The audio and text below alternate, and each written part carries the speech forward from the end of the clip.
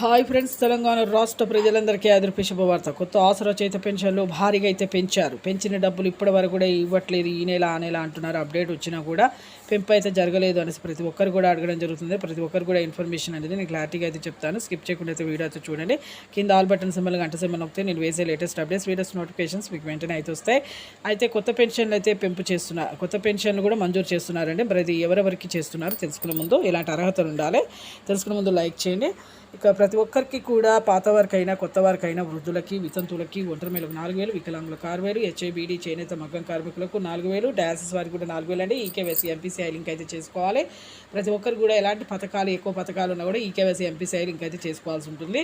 ప్రతి ఒక్కరికి కూడా ఇప్పుడు phone number, Aadhaar card link చేసుకుని ఆధార్ కార్డు ఫోన్ నెంబర్, మళ్ళీ మీ బ్యాంక్ అకౌంట్ కూడా లింక్ చేసుకోవాలి.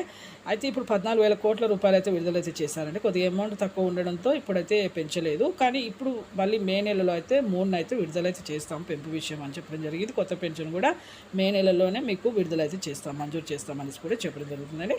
లైక్ చేయండి, షేర్ చేయండి, సబ్స్క్రైబ్ చేయండి. Thanks for watching.